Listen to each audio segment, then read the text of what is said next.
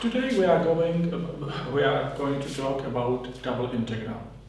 Double integral is a generalization of the Riemann integral of a function of one variable into the case when the function has two independent variables.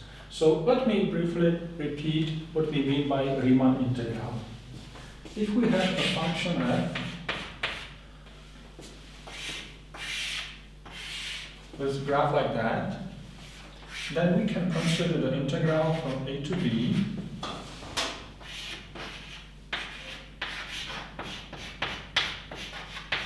of this function, and it can be defined in the following way. We divide the interval ab into n subintervals. In each of the subinterval, we choose some point, let's call it x tilde sub I. Then we evaluate the function at this x tilde sub I. This is this height. We multiply by this distance, delta x, which depends on a and b and n. If b is greater than a, then the difference b minus a is the total length of the integration interval. And when we divide this interval into n equal subintervals, then the length of each of them is delta x, b minus a divided by n. And this has the meaning of such rectangle, the area of this rectangle, and then we sum over I running from 1 to n, and then we take the limit for n, the number of subintervals, going to infinity. If this limit exists for any choice x sub I tilde, then we define this integral as this limit. We can use a similar approach for a function of two variables. Then instead of x, one independent variable, we have x and y, two independent variables. And then the function value was y in the previous case, and now we can call it z. So the graph of this function, if the function is nice, that means continuous, the graph is a two-dimensional surface in a three-dimensional space. This is just the visualization of the domain of definition, not for the graph of the function. For the graph, we will need a three-dimensional space. So first consider a rectangle such that x runs from a to b, similar as before. But now, the other independent variable, y, runs from some c to d. We assume b is greater than a and d is greater than c.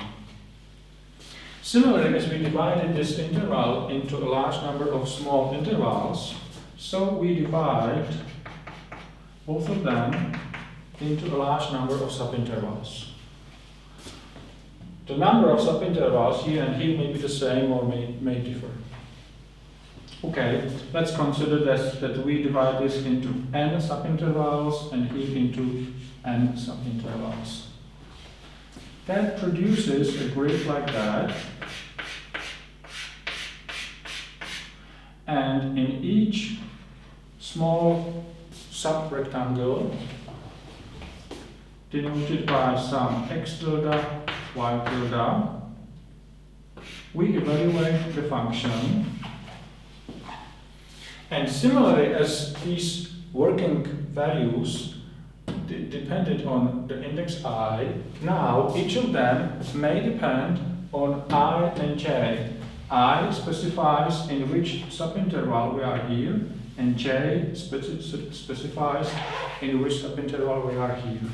And x tilde ij and y tilde ij is some point in this small rectangle. Then we multiply by delta x and delta y, where delta x is the width of this, which will be b minus a divided by n, and delta y is the width of this small interval, which will be d minus c divided by n. Now, if we plot the situation in the three-dimensional space, x, y, the two independent variables, and the result, the dependent variable, then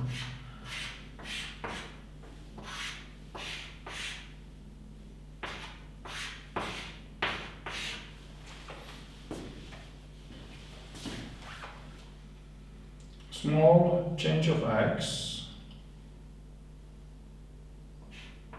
small change of y. So delta x times delta y is the area of this little piece, and f is the height.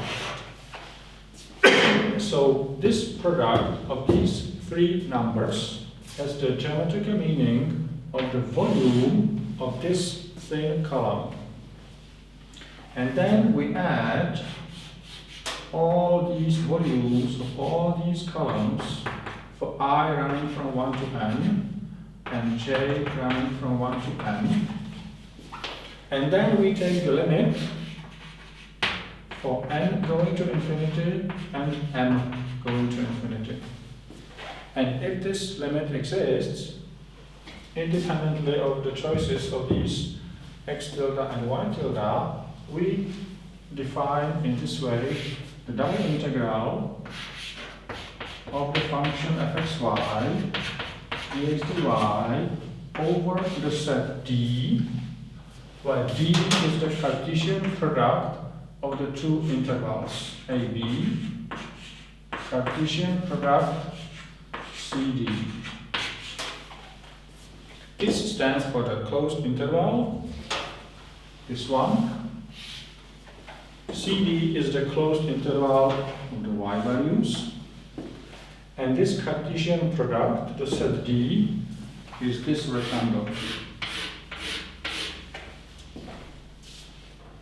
And similarly, as the definite integral of a function of one variable, when the function is positive, has the meaning of this area, then the double integral of a function of two variables, when the function is positive, has the meaning of the volume of the region or of the body bounded above by the graph of the function, bounded below by the xy plane, with this projection d into the xy plane.